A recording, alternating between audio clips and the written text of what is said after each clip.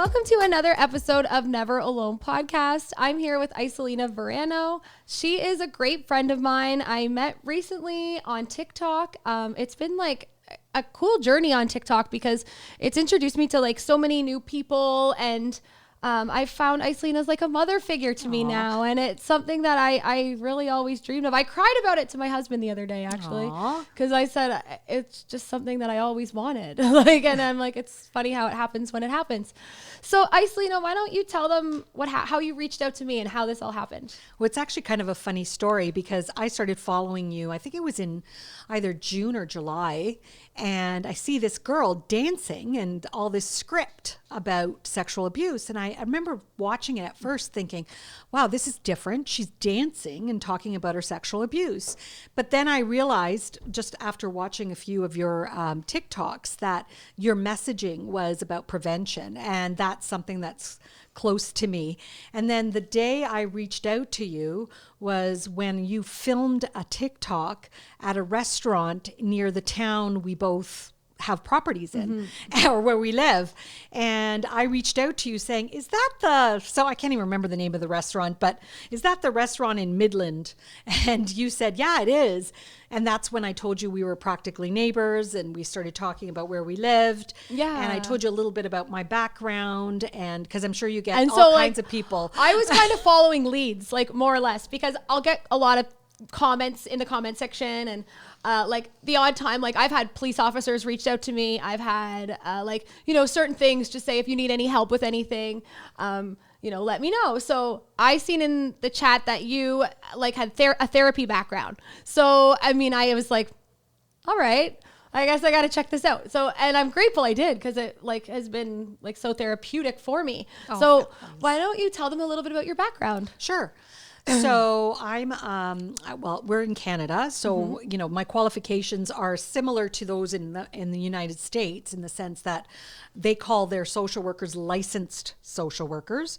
I'm a registered social worker. In Canada, it's registered. So I'm a registered social worker with the Ontario College of Social Workers and Social Service Workers.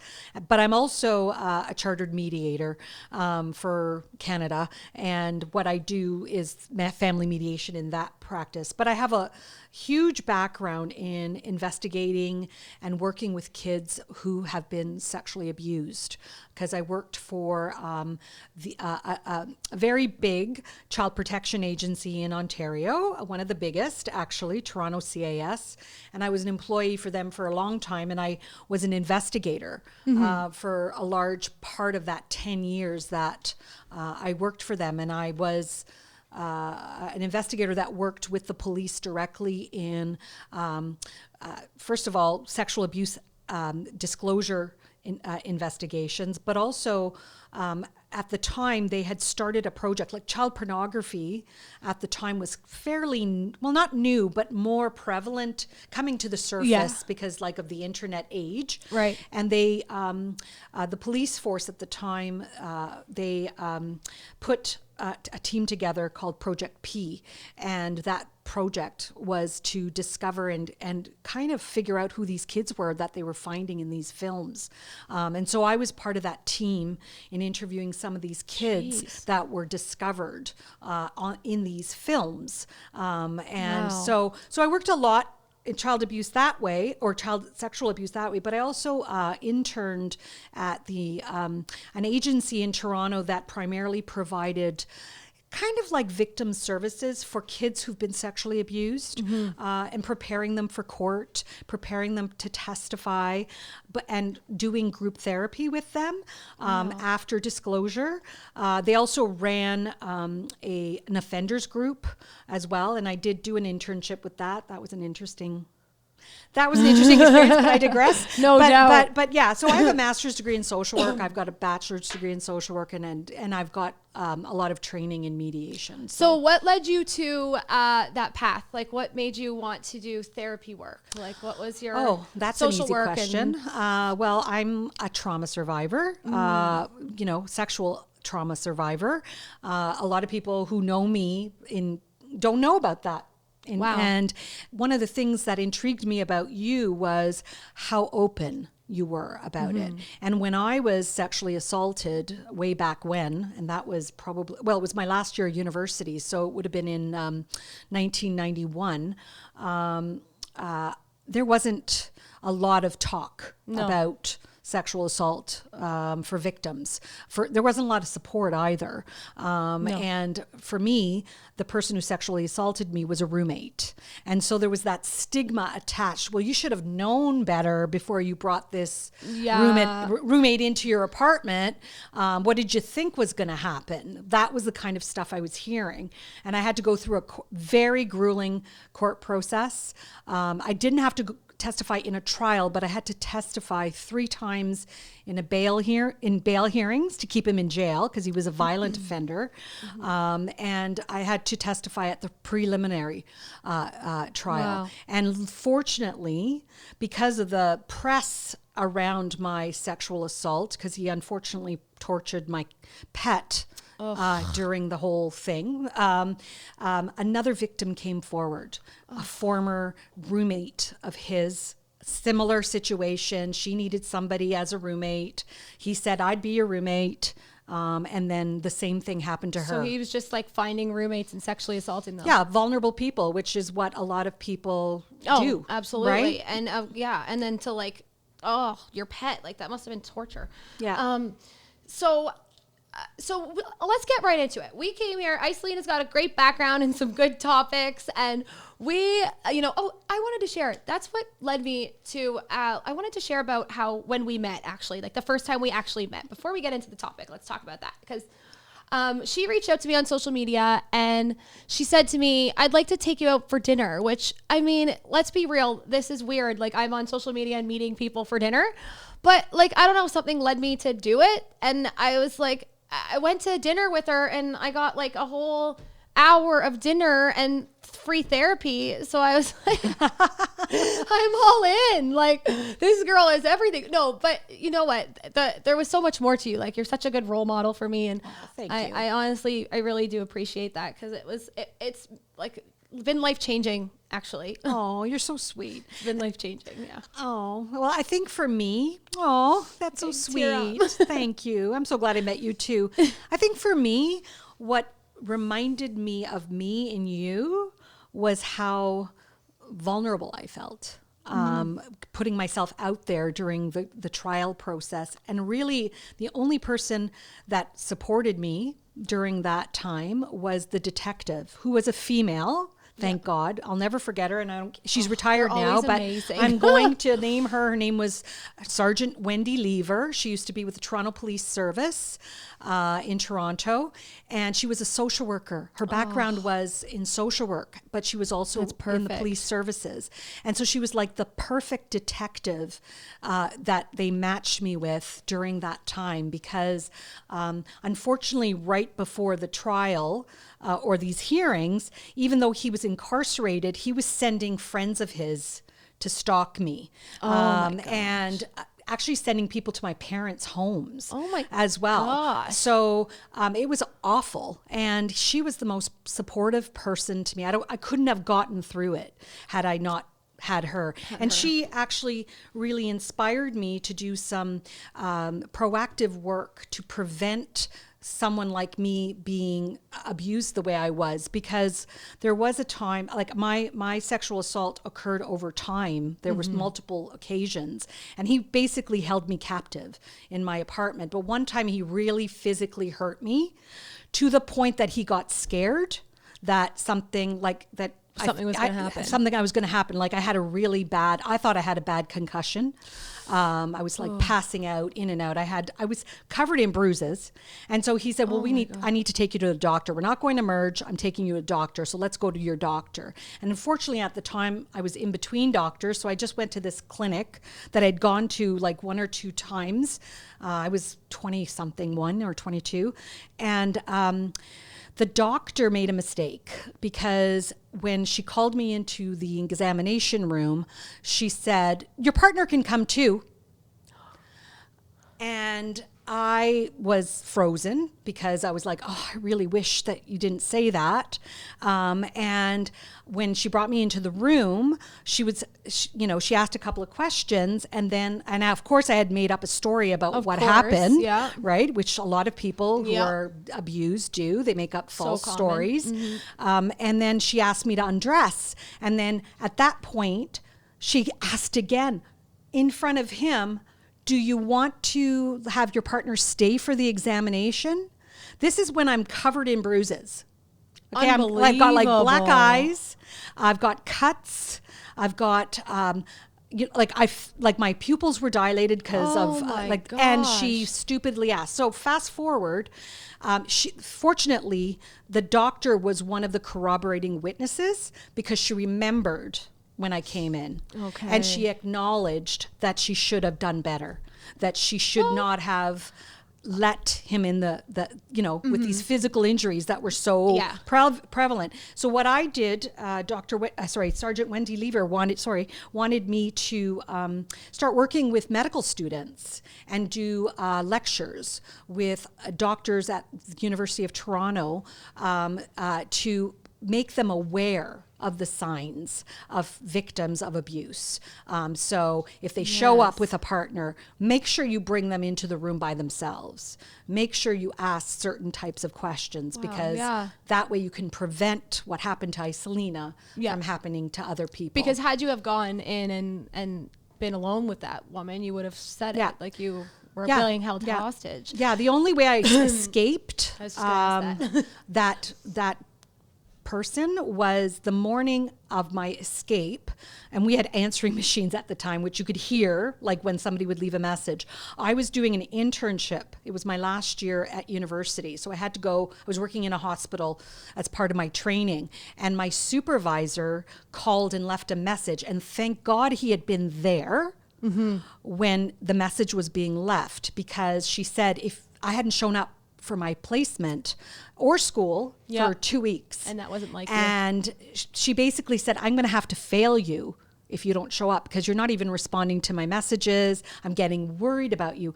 And thank God she said that in the message, because that's when I turned to him and I convinced him. I said, look, if I don't go, she's going to call the police. Yeah, people are looking. Yeah. People are worried. And so he only let me go because of that. And did you go right to the police? I went to a girlfriend's house and she saw me and it was clear I had injuries, and we called the police. And that's when the police came to us, and that's how I met Sergeant Wendy Lever, and that's how my story unfolded. Yeah. And so when I met Isolina, and she told me about her therapy background and all this stuff, and that is something that I always look for. I just wanted to share that. It's something I always kind of look for in a therapeutic relationship, is somebody who's a survivor or of some type of abuse, or trauma. Of trauma. Yeah, of some type of trauma. And because I don't think people, I've been to therapists before, and I've been like, I don't think you even understand what I've gone through, and I always tell people online, because people get such bad experiences with therapy. A lot of people have experiences where they're like, oh, I didn't like it, or I didn't like this. It's okay to therapy shop. What I mean? It's okay to shop around for the perfect one for you, and I guess I just really needed to share that, but it's true. And it was something that I found in you that I was like, you know what, I relate to you, and I can have these good conversations and tell you about, what's triggering me and how things are going. And yeah, so that's been something that's been really good for me, is that you have a story that is understanding of mine, Yeah. And I could relate to your triggers, because I was, I went through trauma therapy, which inspired me to do trauma therapy training, because that therapist helped me really recognize, number one, my triggers. Yep. And my behaviors as a result of my triggers. So the reactive abuse that I was engaging in, for example, what I was being drawn to in terms of my partners. Can you explain what reactive abuse is? So reactive abuse, in simple terms, and we've talked about this, I like to use simple terms only because I find that if, you have to be able to relate to people on, the most simplest of levels. Right. Because otherwise it just goes, and I'm not calling people ignorant, but using the fancy terms within therapy, those fancy terms are designed for the therapist 100%. to understand why things happen. Right? Yep. They're not necessarily the best things to share with your clients because that's not what your clients are looking for. That's been my experience. And it's not relatable. No. It's not relatable. No. Like, I No. want to be relatable. Like, Right. you know? Right. And so for me, being in a therapeutic relationship where you feel like you can speak to the person like they're on your level, that they can understand where you've been. Maybe not the same experience per se, but perhaps a similar experience. A lot of therapists, more traditional ones, are not believe that you've got to keep this like professional boundary between yourself and a client. And I agree with that completely. Absolutely. There what did I say to you when you asked me to be your therapist? I said, well, here's a choice. I can be your therapist or I can be your mentor and your friend. So you need to make that choice. And I'm happy with either. I like the mentor friend. Yeah.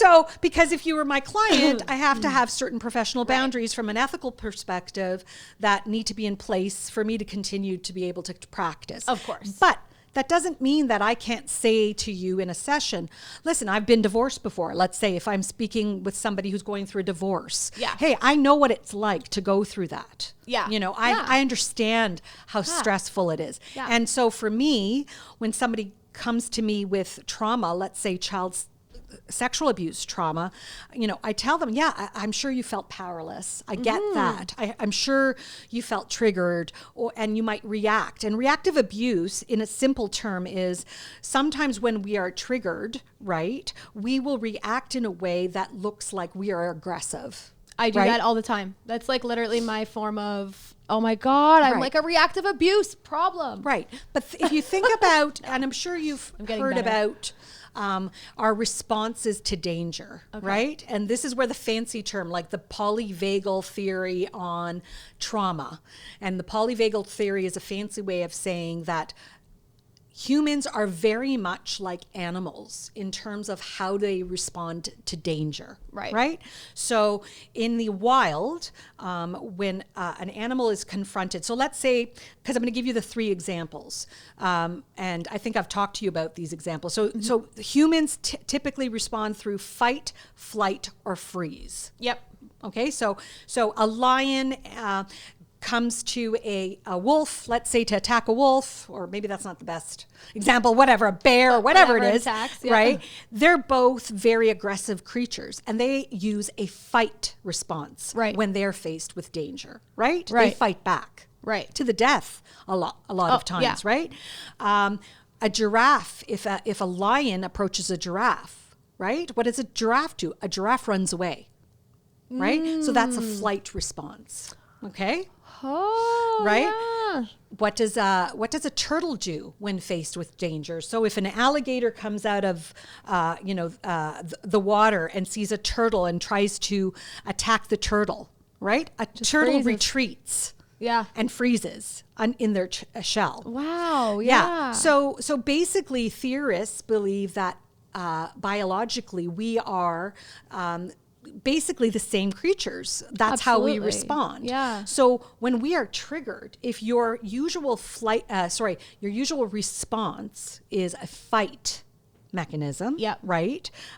Then that's how you're going to react when you feel triggered outside of being in danger. So if let's say your child screams at you the same way your abuser screamed at you. Yeah. No, that literally happens to me. Yeah. You might get triggered. Yeah. Like, yeah, big time. My son's a little like got some aggression sometimes. And as soon as it comes out, I'm like, and then I feel myself and almost we feed off each other, where it's like, I'm getting angry and then he's, cause I'm reacting with my abuse and it's like, oh my goodness. Yeah.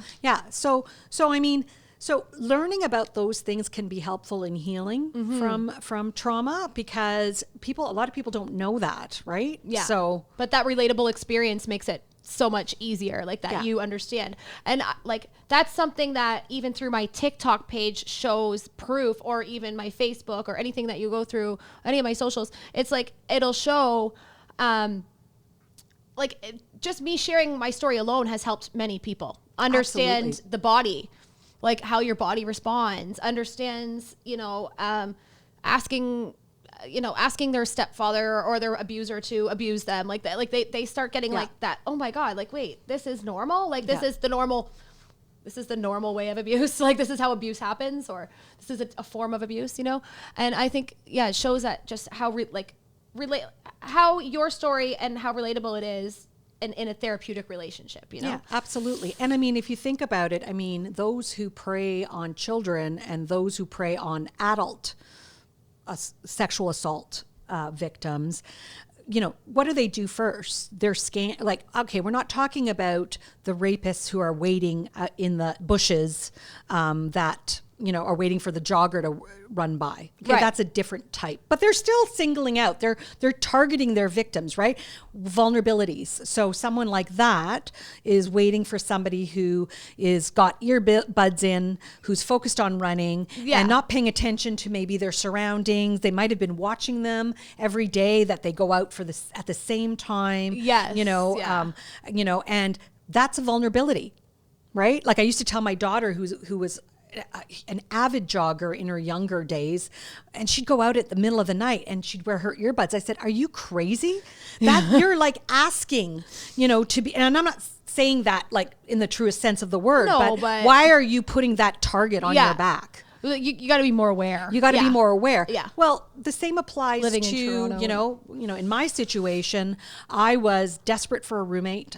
In that time, it was my last year of university, so I was in complete debt. Huge debt. I had an opportunity to get a 2-bedroom, 2-bathroom apartment that was in rent control, which in Toronto, Ontario, if you could get a Toronto rental control apartment, it was like you were set for life because the rents were like dirt cheap in these beautiful like areas. Right. And so my friend, who God bless him, said, "Look, I'll put you on the lease, but I don't want to stay here anymore. You can find yourself a roommate. And then when you get your job after graduation, you can get rid of the roommate and then have the apartment on your own." So I thought, okay, that's a great idea. I really don't want to miss out on this apartment because I was only living this tiny little bachelor, very small 1-room apartment. So to me, I thought, wow, this is a great opportunity. But then I soon realized after paying first and last, I didn't have any money left and I needed to get a roommate right away. So it was a perfect... And there he was. Yeah. So and he was seeking a roommate. It's so I was vulnerable. Yeah. And so child predators, what do you think they do when they initiate the grooming process? Is they look for those vulnerabilities, those cracks. Do you think it's learned behavior? Because I do. I think my stepfather was sexually abused. I was talking about that with Danielle in one of my podcast episodes. But I think that he hated anybody gay. Like he was just hated. Like you couldn't even talk about being gay. Like you couldn't talk about somebody who was gay. Like he just hated it. Like, and it always led me to believe that like he was sexually abused. Right. Yeah. Right. Well, there's lots of research done on people who are pedophiles. Yeah. And if we look at the research, first of all, I think the numbers, and I know I did a TikTok, as you know, that you duetted, the numbers are grossly underreported in terms of male to female, in terms of victims of child sexual abuse. Right. And I do believe there's reasons for that other than that there's not more male victims, or there's more female victims than male victims. I mean, I think that one of the reasons that less boys or men report child sexual abuse is because it stems from our heteronormative culture, right? Like that, it's men want sex, boys want to be in, like if you think about some of the movies that 20 years ago, I can't even think of one, but where the sexual initiation of a boy. We were talking about at a meeting the other day, we were talking about how girls, like, sorry to cut you off, but how when a boy likes you at school, he's mean to you, and we're just like, okay, you're supposed to just accept that, what I mean? And how like that, like, oh well, if he's being mean to you, it's because he likes you, right? Like I don't know, just normalizing that kind of behavior. Yeah. I mean, think about it, boys. If we're going to do comparisons about boys and girls in high school, right? If a boy had sex at a younger age, he was thought to be cool. Yeah. But if a girl had sex at a younger age, they're a slut. Yeah. So you see that double standard there? Yeah. So when I've worked with pedophiles, makes sense. you know, the pedophiles I have worked with in assessing, I'd say the ones I've worked with, so that's just the ones I've worked with, 90% of them have been sexually abused as a child. But many of them, particularly if their abuser was a female, when they would talk about the abuse, they didn't talk about it as if it was abuse. They talked about it as their initiation to sex, and that, well, I enjoyed it. Like, it wasn't like I wasn't a participant. Yeah, it was mutual. And it's like, well, of course you enjoyed it. That's your body responding naturally to, you know, sexual stimulation. But they don't want to label it as sexual abuse. Right? No. So, because then it looks like they're not cool, that they're, you know. So it's like they're like stuck in a child's brain almost from their own sexual and abuse. that's our social norms, unfortunately, right? Like that, you know, they're going to be considered weak, viewed as victims, right? So if you think about that piece of it. Wow, I mean, that makes it sad almost in a sense. Yeah. Sad. Like, it's sad that, and I mean, I do, and I was saying that, like, I feel sorry for my stepdad in that sense. Like, and, you know, and you just relive your childhood forever. And my mom was sexually abused. She was sexually abused by her uncle. And my grandma said she thought that she was sexually abused by her grandpa.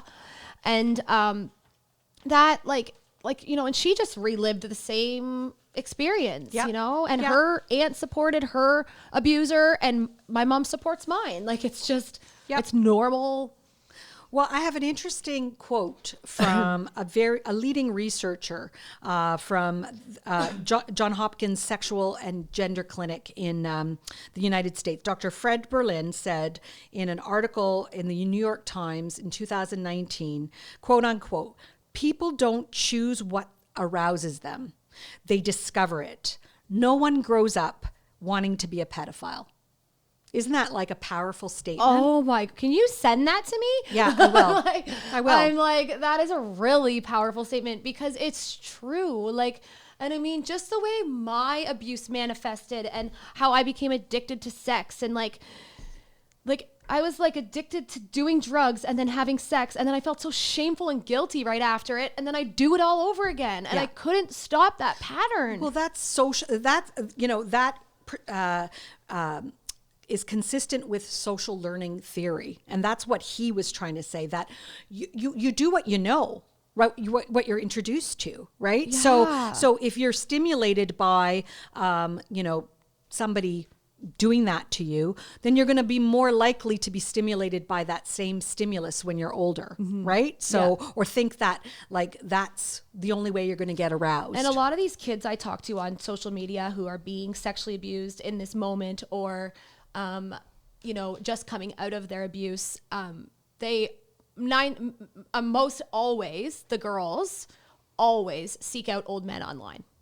And they're specifically seeking them out. And now these creeps are all online, but these poor girls, they're so used to that grown male attention that's what they're looking for. And I was that type of girl. Like, I didn't want a boyfriend that was my age. When I was in a public school, I was like, I want like a 25-year-old boyfriend. Right. Like, they look like they're normal. Right. Like, right. you know, and so just being already introduced to, you know, that as a child, that's kind of what I... Well, if we're going to look at statistics, okay, because I think it's really interesting to read this. No, I love that. So in a study, that of 184 males, 40% reported being sexually abused as a child. Okay, so if you look at there's different types of pedophiles. Okay, there's a pedophile that you know, who offends with children 12 and under, right? So there's that one group. Okay, and then there's pedophiles who you know, seek out victims that are 12 and over. Okay, so prepubescent kind of girls, right, or boys, right? Yeah. Those who offended 12 and under were molested. Wow. When they were prepubescent. So in the same age range that they were attracted to. Yeah. Okay. And those who offended kids between the ages of 13 and 16, where they were their victims, their choice victims, they were molested during that developmental stage in their lives. Wow. So you see the correlation? Yeah, and I watch like I watch like Dads Against Predators and like To Catch a Predator and like all those shows. I'm actually going to interview Dads Against Predators one day on my podcast. I'm pretty pumped about that. But they always like ask their catches like if they were sexually abused, and a lot of them disclose that they were. Yeah. A lot of them do. But a lot don't. And a lot don't too. Yeah, like sometimes it's like sloughed off on the show and stuff, I've noticed, but like other times it's like they'll like straight up say, yeah, that happened to me. And then like these guys are hilarious. But well, I mean, I think that when we look at how we treat pedophiles, I can only speak to what's done in Canada. There's not a lot of treatment centers that really specialize like in it. And, and that's because it's complex. It really is complex. For sure. And the treatment sometimes, if you think about it, most of the pedophiles or actually not most, I'm not going to say most, but 40% of sexual offenders reported using drugs or alcohol while they were offending. Wow. So that's, a double whammy, right? Not only are they, abusing children, but they also have addiction issues. They're also struggling with addiction. Right. Yeah. So, that, it comes with the territory. You're going to use drug treatment or that kind of treatment modality to also treat that piece of it. Yeah. When they're treating pedophiles. In my stepfather's parole hearing, he said that he found it like an addiction. Once he started sexually abusing me, he couldn't stop, he said. That's exactly what he said. And I mean, that's what I thought when I found cocaine, and like you said, the treatment. And here's another thing. There's such a stigma against anybody coming to say, if you wanted to come forward and say like, you know what, I think I could possibly, be a pedophile or, have attraction to this or... It's impossible to even come out and say it. Well, it's funny that you mentioned that because I have a study about that. Because a lot of people think that it's an automatic that if you watch child pornography, you're going to commit, an offense, right? Like that, it's part and parcel. Okay. Right. So there is a study that was done, and it's a dated study, but it's an interesting study in terms of the findings regarding child pornography. 85% of convicted online offenders. So online offenders are not people who actually necessarily committed the offense, offense, right? It's the luring and it's watching the videos, downloading it. That's the online offender. Okay, that's what they're called. Okay. Yeah. They 85% of the convicted ones admitted to having raped or sexually abused children. Okay. But we shouldn't just assume that it's an automatic because, alcoholism contributed to it. So not only did the child pornography contribute to their, bringing down the inhibitions to do it themselves, right? They also use drugs or alcohol, which also lowers their inhibition. And they also said there wasn't any guarantee necessarily that those other percentage of convicted online predators would offend. Some of them won't offend. Right. They're just watching it for pleasure. And they still have to treat that. And that's what I'm talking about. Early prevention is key, right? Because they could potentially act on their urges. And there's like, for me as a sexual abuse survivor, and I have it's interesting that you said that because obviously they've taken theirs to a whole other place, but like I get arousal triggers, right? So like I can sometimes be reading about sexual abuse and I get that feeling and I'm like, oh, yeah. And lots of times I feel disgusted in myself, like you're almost like, like, right. Like, but I guess it's almost like the pedophiles take it to that, like they just keep going. But that's the key. Yeah, it's the stigma attached to disclosing. Like imagine, and I'm not trying to defend anybody here, but I mean, imagine going to your doctor and saying, "Hi, doctor, I think I'm a pedophile because I'm obsessed with child pornography." Well, what do you think is going to happen? Yeah, well, he's going to call the police. He's going to call the police, the doctor, because they're mandated reporters, at least in Ontario, right? And especially if they know that they have children at home, right? Right. So if we look at the Josh Duggars, but Josh Duggar's not a good example because he actually offended. Yeah, before he got caught for online, offenses. Yeah, right.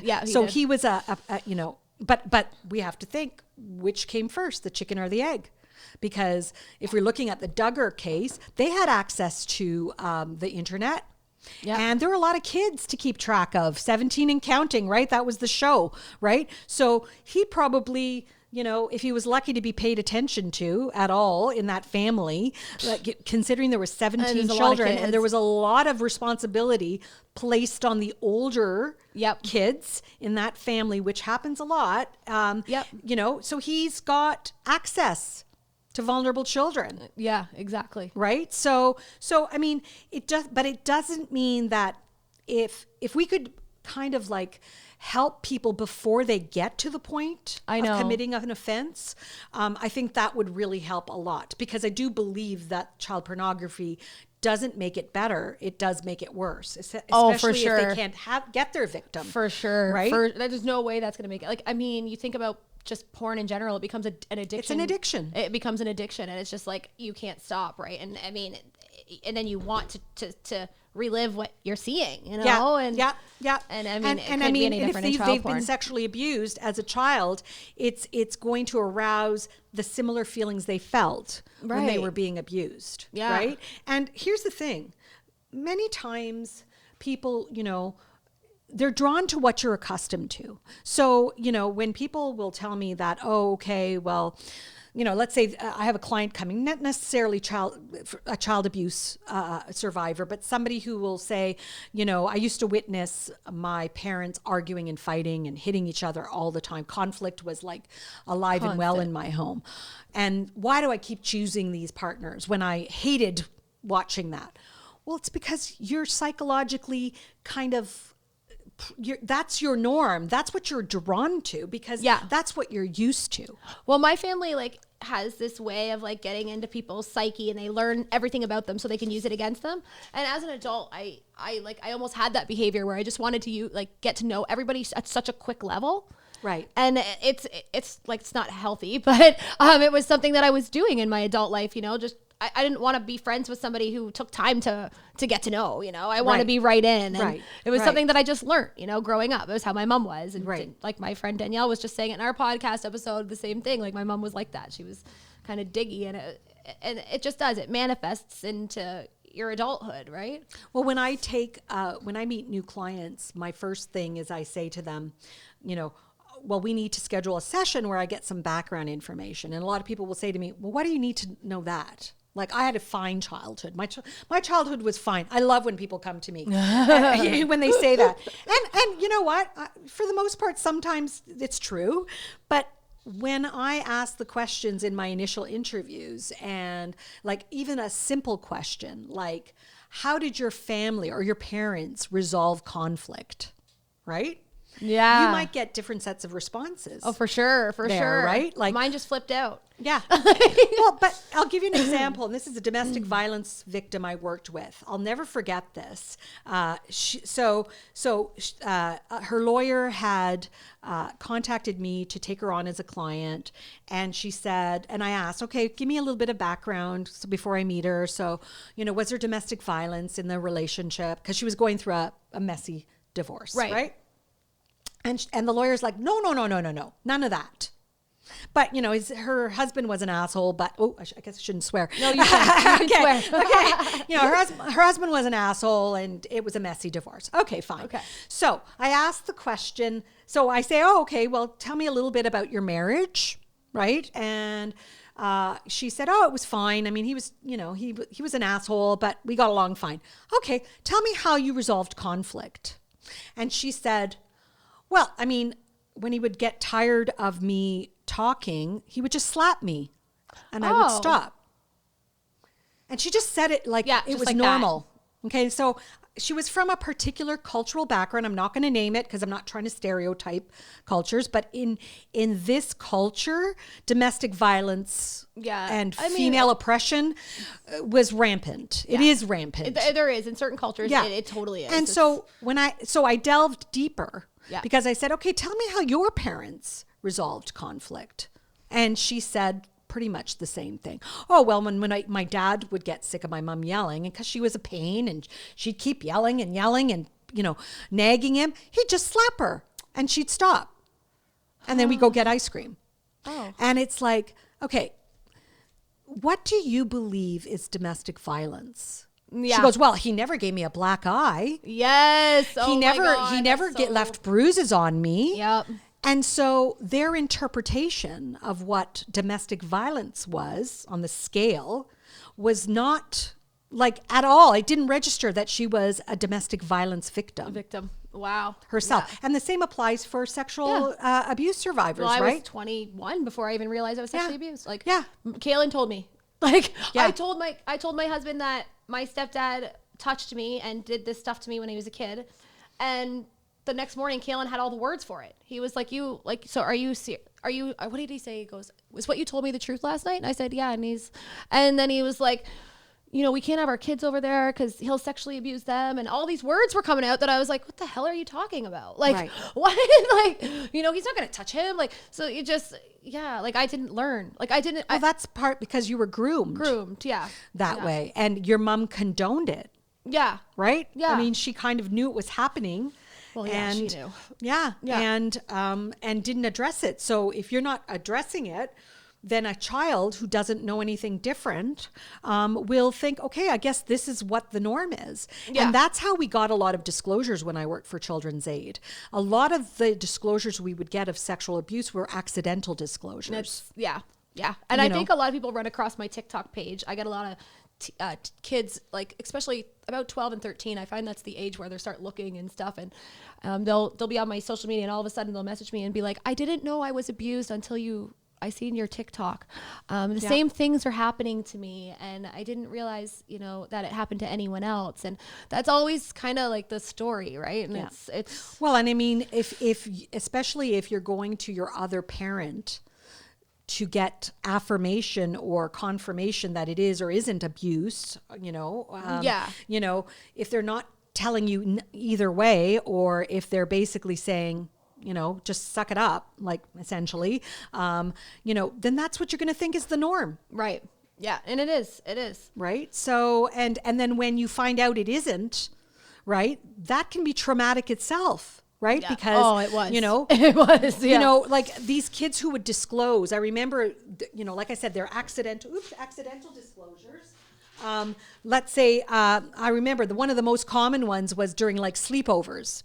So let's say you've got two girls, having a sleepover, or two boys, and one of the boys, the one who discloses after the fact, tries to, fondle his friend. Mm-hmm. Okay. And that friend discloses it to their parent because that parent, that kid has been told about body boundaries and don't let people do that and all that kind of stuff. That's how we got lots of disclosures. Through other children's parents. Okay. That makes total sense. Yeah. Yeah. I remember that being like a huge phenomenon when I was an investigator, that it didn't come out directly.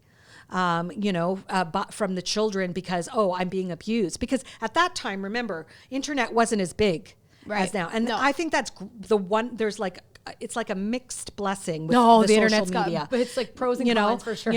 I think it's really helped victims who may have felt isolated, may have felt, alone and not knowing what to do, to now see people like you, creators like you, say very openly and honestly, look, this is what I went through. These were my body responses, because shame and guilt are a lot of the reasons why people don't disclose. 100%. So just like your mother or your stepdad telling you, well, you had an orgasm, so you liked it. Yeah.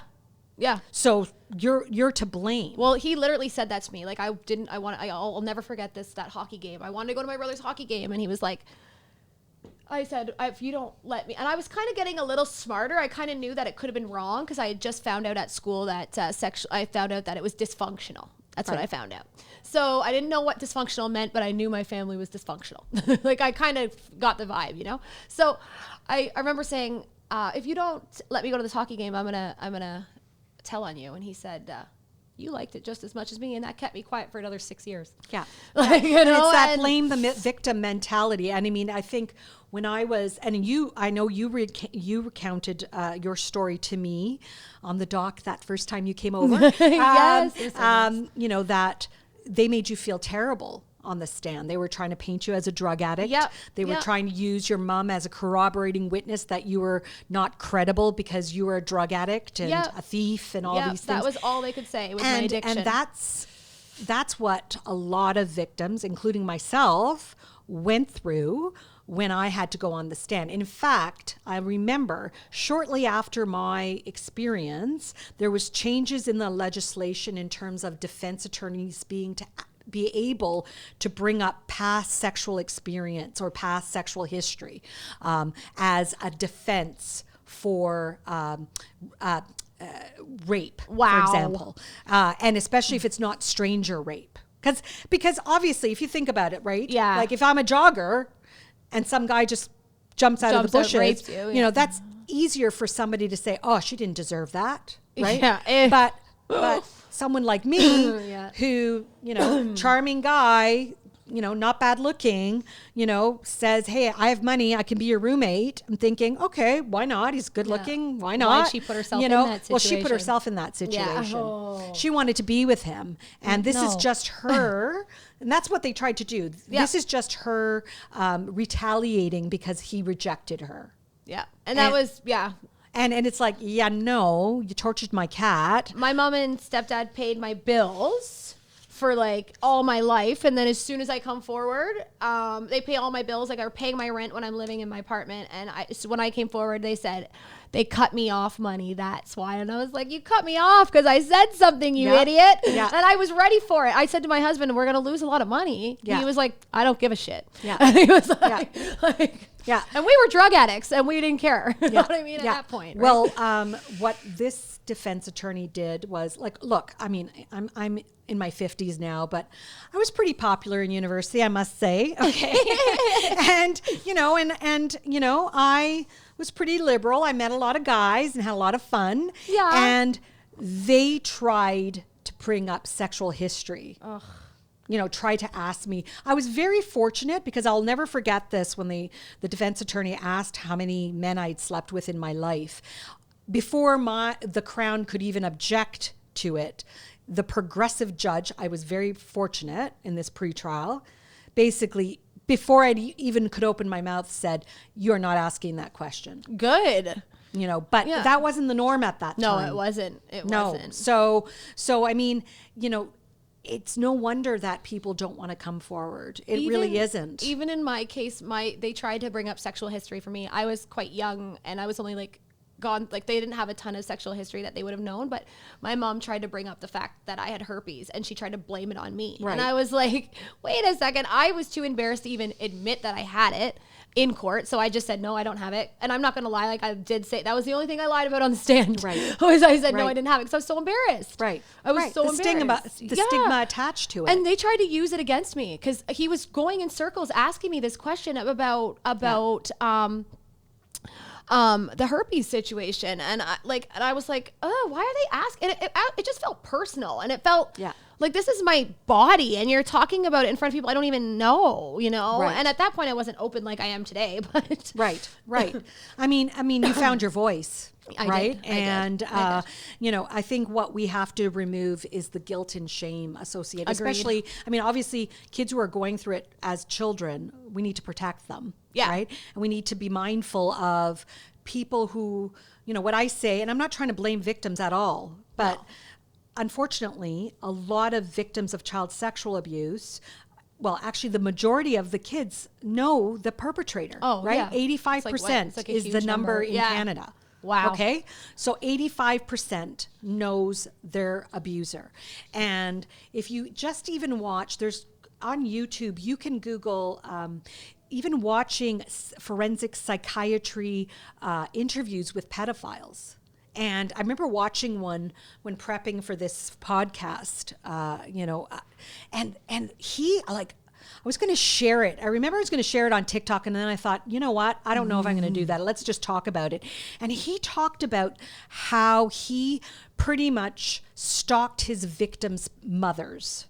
Oh yeah. Basically would I've heard find these vulnerable women who, let's say, were in low socioeconomic groups, maybe had addictions themselves, maybe were in awful custody access battles with their exes.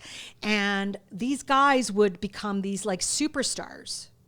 And unfortunately, these women would introduce these men very early on in the relationship, which is what I tell people who are going through. Just like my mom did. Yeah. When people come to me in separation and divorce cases, and they tell me, oh, my boyfriend, he's like their father, and okay, well, tell me about your relationship. Oh, well, he was so in love with my children, like from day one. And it's like, okay, red flag, red flag. Yeah. And I'm not trying to say that. No, not all men are out there to do that, but it's a huge red flag. It's a huge red flag. And as a parent, you got to be thinking of those things. Well, and I always say to people, wait at least 6 months till you introduce your children. I always say, wait until he loves you enough, and then when he loves you enough, then you introduce him to the kids. Right, but what I saw a lot of, but and people think it's right away, right? Well, what I saw a lot of was, unfortunately, a lot of these people who were in these circumstances, they didn't have a lot of family support or community support. Their resources were minimal at best. And so they're vulnerable, right? And they're looking for their knight in shining armor. And when you're looking for that knight in shining armor, you might ignore the red flags. Right? Or not pay attention or hope that they go away. Yeah. Oh my gosh. Yes. That's so right. Yeah. So, I mean, if you think about that, I mean, that's like a breeding ground for a pedophile. For sure. So for me, what I say to women is, I'm not saying that, look, I've got a second marriage and I've been married now for how many years? 8 years. And my kids have literally grown up with my new husband. He's not so new because I've been with him for 13 years, but we've been married for 8. He didn't know my children and I didn't know his children for quite a bit of time. And we didn't move in together till 3 years into our relationship. When I get a history of, people letting somebody move in within like a month, and making that person their go-to person to pick up kids from school, those are red flags for me. Like isolation. Because you are allowing this person to isolate your child. Yeah. And they always isolate the kid. Like that's what they do. And they fill the needs and then isolate them and love bomb them. Love bomb was so Brian's. Well, thing. And they're good at that, right? So they'll provide for the needs of the mom. So like with your situation here, your mom was this young single mom. She's like 16, 17. Right. And she's got a new baby and here swoops in Brian. Yeah. And he brought her over diapers. My mom, he walked me up and down the halls. And even grew my grandparents because he was like, oh, well, like my grandparents were like, look at what a good man. Like that's what he wants to do is take care of her kid. And no, he wanted to have sex with her kid. Like that's where grooming. It was actually like, they just groom you. Yeah. And I mean, when you're talking about the guilt and shame and I think that's my whole purpose on TikTok and that's my whole purpose in life, I think, is to stop the guilt and shame. Like I just believe that's my purpose. I really do. Because it's something that I had so much, and that was the reason I used drugs. But when I let go of it and I was just like, who cares? Yeah. Like I had no control of any of that. It was so easy to like want to thrive, and want to be a better person and want to get up in the morning and care about myself. But the guilt and shame is really, it keeps us sick, you know, It does keep you keeps us sick. Because, I mean, you know, it's coercion, right? I mean, they will say to you, for example, so let's say if you've got two siblings, right? And both of the siblings are involved in this sexual abuse. Well, then they'll pit each other against them and say, well, you obviously liked it because you repeated it on your sibling. Oh, yeah. You know, so you're just as bad as me. So what do you, if you report me, guess what's going to happen? They're going to think you're just as sick as me. Oh my God, yeah. I mean, I never had that experience where my family didn't know that. I don't think they knew that my brother and I were having sexual interactions at all. I don't think my mom knew that. She even said that. But my brother even admitted to that when he actually called me a pervert. Well, and I mean, think about it. You know, you were a kid. I was a little girl. Yeah. I was like, 10 and years you were old. introduced to, you know, orgasms at a young age. Oh, right. yeah, I very mean, young. like that to you was a positive experience because think about it. After he would molest you, you told me he would reward you. Yeah. I would get paid with like food and cuddles and like food, cuddles and money. Right. And money. I'll never forget this one case I had. It was two siblings and they were really young. I think one was like 7 and the other one was like 9. Ugh. And the reason it came out was because they were comparing the bags of candy they had. And the mother overheard, and fortunately the mother came forward as soon as she Thank God. overheard them. Good job, Mom. Overheard them arguing because one of the kids said, "Where did you get that candy? Your candy bag is bigger."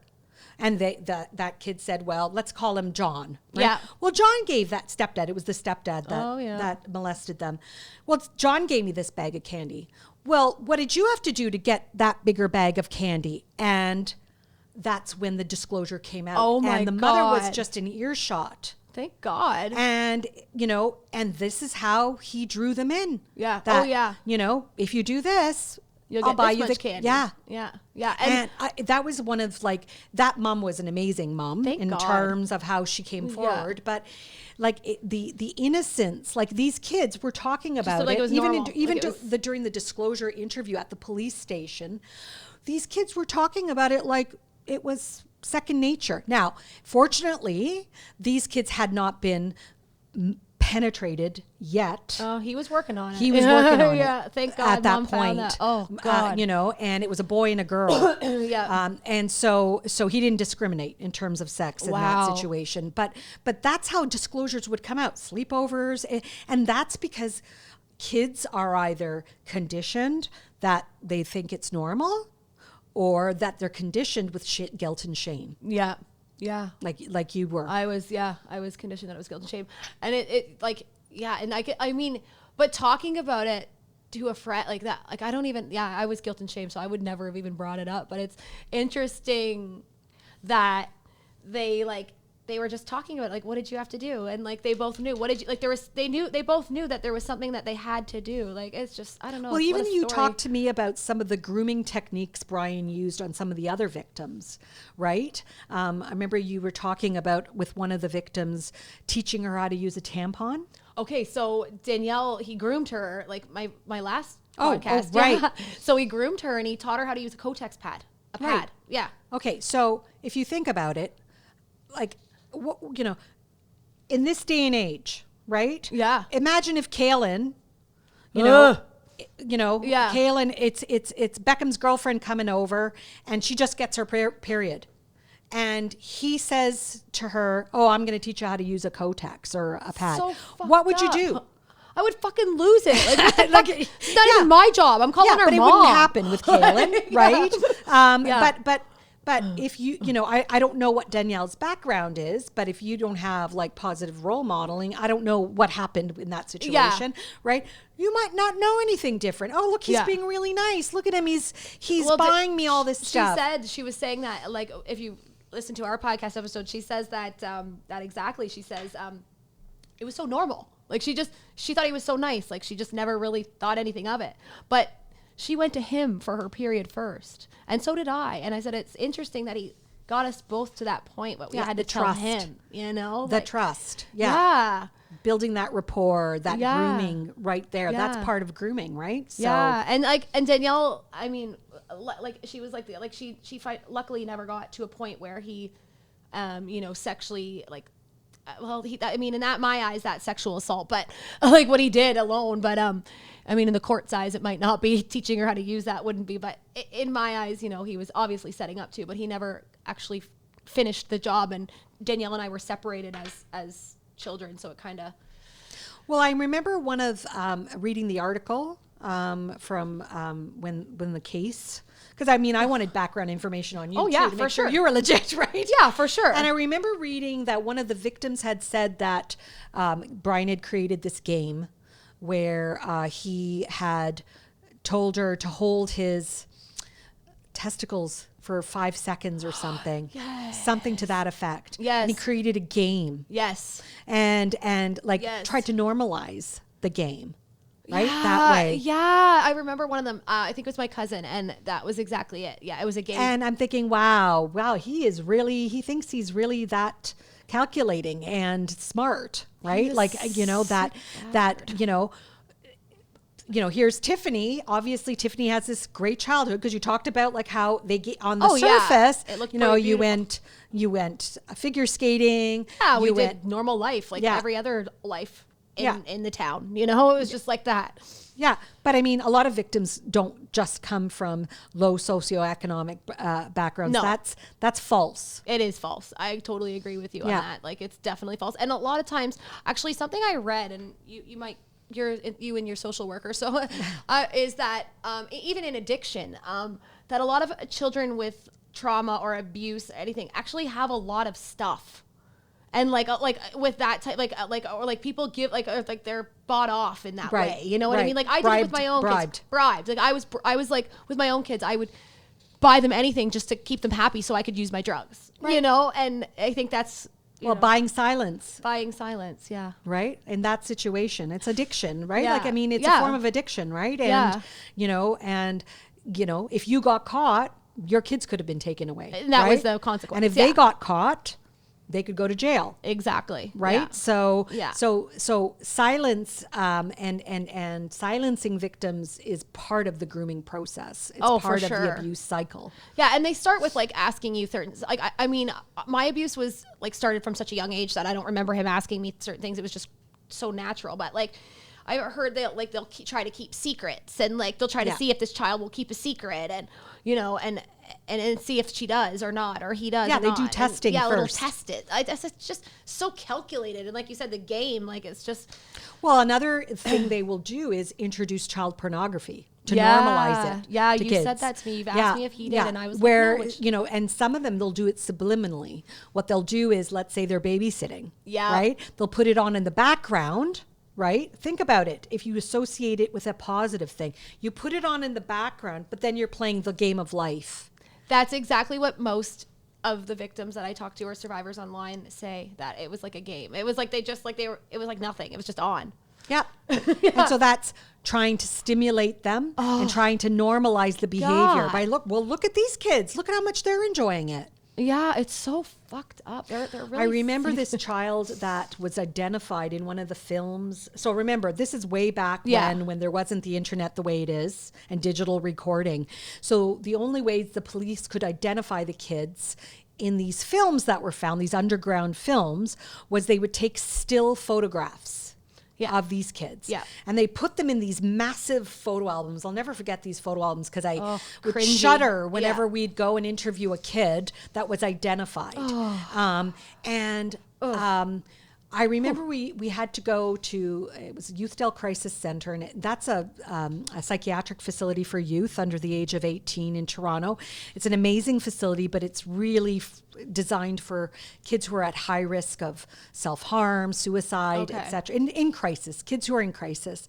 And this boy, when he got contacted, because they had identified, so what had happened was he got identified as one of the kids in the video because he had a criminal record and they'd gone through some of the photographs and identified him. And as soon as the police had told him through his parents that they wanted to interview him, he tried to commit suicide. Wow. The night before. And so fine, they put him in Youthdale Crisis Center. And I'll never forget this. So we went through the album beforehand because I said, okay, well, what are you going to show this kid? Because I'm thinking from a clinical standpoint, like like this kid's already traumatized. He's suicidal. Let's be careful. Tread lightly. Yeah. Right? Because we don't want to further traumatize him. And unfortunately at that time, police officers weren't as trained as they are now, thankfully. Okay. Yeah. About the psychological damage or re-traumatization by, So he's like, okay. And he was like this big burly police officer. And they're not all like this because trust me, there's an amazing team of well-trained investigators now. Yeah. We're talking about 30 years ago, right? Like, so we walk, he's like, oh, let me take the lead. And he casually opens this huge white photo album and starts flipping through these pages. And I could see this kid's demeanor changing, going white in the face. Poor thing. And they were naked, right? Like these kids were like, they tried to cut the photographs from as much as possible, but it was obvious they were in a bed. Yeah. It was obvious they might, and it was triggering. So they flipped to the picture. And what do you think he first said? That's not me. Wow. Yeah. And then they flipped to another picture. He said, that's not me. And they flipped to a third picture. And he burst into tears. And he said, I'm not gay. Oh. He said. And before the officer could even answer, I said, nobody's saying you're gay. And even if you were, it doesn't matter. My heart. And he was so traumatized by being exposed to what he had partaken in, right? Yeah. That, and so ashamed of it, that was the trigger response. And I remember having a fight with the detective because I could tell he was really upset and he was medicated. Remember, like he just tried to commit suicide. Aww. And I finally shut the album and I said, I think this interview is over. This is enough. And he looked at me and said, well, we're not done yet. And I said, well, we're done for now. Wow. Wow. I said, and so we took it outside and I said, look, you can't show him pictures of him. No. If you're going to show pictures, show pictures of other kids. Don't show pictures of him. No, it's So enough. we went back in and we got some information from him because he was okay identifying the other kids. Oh. In terms of, that was the only way we could identify kids in these films at that time. Wow. It's so sad. And so, I mean, now we have better technology. Yeah. But the guilt and shame. But it just shows the guilt. It It shows the guilt. Like he just automatically went to, I'm not gay. And and I oh man, it's so sad. It's just so sad. Yeah. And I mean, what's interesting is that, I mean, there's equal amounts of pedophiles who, want same sex and equal amounts, of kids who were not with same sex. And typically when they were abused as children, they're usually drawn to what, if it was a female abuser, then they'd be drawn to a girl versus a boy. Interesting. Yeah. Wow. So, let's ask a therapeutic question, maybe. Okay. How would you suggest letting go of the shame and guilt? Like, how do we let go? Well, I think, group therapy and what you're doing, the outreach you're doing is crucial. Same. Because one of the greatest proponents of group therapy is that it alleviates isolation. Yes. It makes people feel less not normal. Yep. Abnormal. Yep. Right? Because they think, wow, it's not just me. Yeah. Right? Yeah. And it's a safe space for kids to be able to say, yeah, that happened to me too. And I didn't know what to do. And, I've been, on a couple of your support meeting groups and, I think we've had 4 people come forward in total. Like when I've been on your Zoom meetings where people are saying, yeah, I want to deal with this right now because I wasn't ready until I started watching you. Yes. And, kudos to you Thank Tiffany. you. I mean, because, you've saved so many children I love doing it. from ongoing abuse and gotten them help through outreach and your grassroots approach of trying to like roll up your sleeves and trying to find the help for them. And, and that's what you would have wanted for yourself, right? I literally did exactly what I do. I try to be the person that I wish I had, I kind of think, and I couldn't imagine scrolling through TikTok at 14 or even like 10 years old, 12 years old and seeing something like that. I would have been like, oh my gosh, like, wow, like. Well, and I think if we're going to be proactive about preventing this, I think it's, the education system as well as parents need to start talking about kids' bodies being their bodies and personal boundaries, because boundaries are important. We're and respect about their personal choices regarding body respect, because think about it, like I know I'm Italian, right, and I had a huge extended family, and you are brainwashed that when you go to somebody's house you hug and kiss everybody in that house. Yep. Even if you haven't seen them for 5 years. And there's no boundaries with that. Yeah. There's no boundaries with that. That's a respect thing in Italian culture. You've got to do it. Yeah. Otherwise, it's disrespectful. And I think that, is a gateway to allowing people to do more. Well, it's opening up the doors to say, like, your personal space isn't yours. And pedophiles don't like educated children or like children who have boundaries, or families have boundaries. They like no boundaries, Right. They don't like. They like chaos. They thrive. Because that's where they're going to find their victims. Exactly. So it's exactly that. They don't like that. It's an interesting. Yeah. So, I mean, I think that reaching out, and I think social media, is a blessing and a curse at the same time, but they're, that if kids happen to be, on your page and see that, look, this has happened to me and these were what my responses were, and this is what I did, especially kids, for example, who did have sexual responses to the abuse, or did participate in peer molestation, whether it be with their own siblings or other kids that were recruited by like if you look at that Maple Leaf Gardens, do you remember that case a few years back where it was uncovered that when you go into the Maple Leaf Gardens, there were all these ushers, right? And they ended up discovering, thanks to this person who came forward, this one boy who unfortunately ended up committing suicide. On the I think it was the Don Valley Bridge, and now they've put like barriers so that people can't jump. But he was the first person that came forward because there was an initiation of sorts within the Maple Leaf Gardens with these ushers that were preying on vulnerable boys who got jobs as young ushers at Maple Leaf Gardens.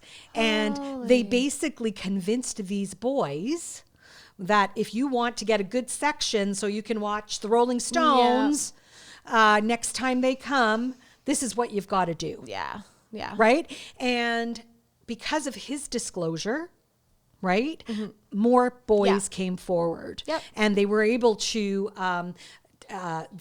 arrest several people. Unfortunately, due to the stigma, because it was many years ago, it still was many years ago, this poor gentleman couldn't handle the notoriety as a result of coming forward, and everything that came with it. And he committed suicide, unfortunately. Unfortunately, many people do. And that's like, that's what I like, many of us victims or survivors end up with, so many like addiction problems, self-harm. Like, how many of the girls in my support groups cut themselves? And like, I mean, it's just heartbreaking that so much shame and guilt. It's the shame and guilt that we just got to get rid of. And but also resources, because I think if we were better at providing support to victims at the time of disclosure, as well as post-trial, or during Yes. trial. I know we have victim services in Ontario, and I'm not dissing them by any stretch of the imagination, but I think we don't do the best job in No. supporting people after a trial. No. Like you talked to me. Remember I talked to you extensively. So what happened? Did you get victims compensation, like criminal injuries compensation? And you told me, I got what, $15,000? $15,000. And you blew it all on drugs. All on drugs, every penny. Yeah. Right. Yeah. Because I mean, they could have like in my eyes, they were just looking to kill me. Right. Like that's what I felt like. I was like, oh, so just looking to set me out for an OD. And in hindsight, if they had said, okay, we're going to give you $10,000 for compensation, but we're also going to offer you treatment. I would have loved at that. a treatment center so that you can heal. Oh, that would have been everything You know, to me. Yeah. like that $10,000 that they might have put towards the treatment would have probably been money well spent. Would have been right? money well spent. 100%. You know, and especially if you didn't have like control over, well, not when, you know what I mean? Like where this is a condition is where of it you goes. getting Yes. that money. We need have to you, go. you need to go to Yeah. treatment because we want to make sure you're okay. Yeah. You know, or almost whole. Yeah, and I agree with that because I found I was just like, oh, here's a free counseling spot. Here's a free counseling spot. Like, you know, I was just coming out of not having, now I had no financial means because my mom was paying for everything. So like I had to look for everything free and it was all like crappy counseling places, which I don't diss because I got some information and I got some things that I shouldn't just say. Like I did get some great tips and it was the first time I felt less alone, but it wasn't the therapy I needed, you know, like it wasn't what I needed. And well, unfortunately, social services are grossly underfunded in Ontario. I can only speak to what Ontario is. Yeah. I mean, like, you know, not everybody can afford therapy. No. Not everybody can or has extended healthcare benefits through their place of work to be able to hire private therapists because we don't come cheap. Right. No, like, no, you know, I mean, you go to school for a long time, you for know, a reason. and, you know, I try to help people.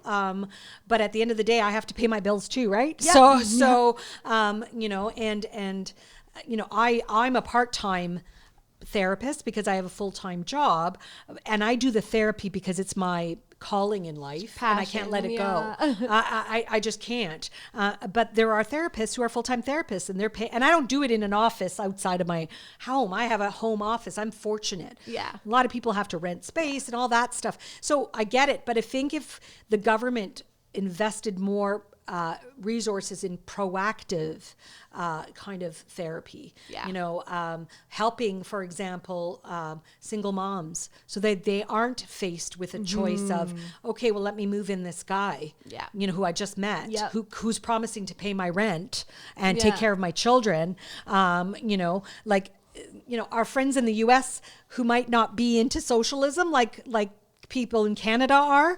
I mean, well, that's why we pay more taxes because we do have a lot more social service resources than they do in the US to help victims. And that's heartbreaking. I mean, I talk to victims in the US all the time and it's so sad. There's not a lot of resources there at all. Well, think about it. They have to pay to go to emergency. I know. Unless they go to a county hospital. Crazy. Like, I mean, you know, an emergency visit, it costs a lot. If you're a single parent, your child just discloses that they've been molested by your partner, but you don't have $500 to go to the emergency. Yeah. You know, unit, you might not know, okay, we'll go to the police and then they'll hook us up with, you know, a team and stuff. How do they know that? They don't know that. They don't know what's, And so I think that we'll chat about, I do a support group on Thursday nights. We'll end with this topic because it's a good one for, and if you can't afford therapy, I do a support group on Thursday nights at 7 p.m. Eastern time, and Isolina comes to it from time to time. So, you know, she's always there to answer a question, which is great. So if you can't afford therapy, I know she's always willing to answer questions at my and meetings. guide you to resources if you can't find them. I'm a big research guru. So sometimes, like, you know, some people will say, I don't know what to do. And I'll say, well, let me see if I can find an answer for you. Yeah. You know, so I'm happy to help in that way. And thank you for that because it's been like life-changing, like I said, meeting you. And thank you so much for coming today. Oh, thank you for having me, Tiffany. You. Have a good one.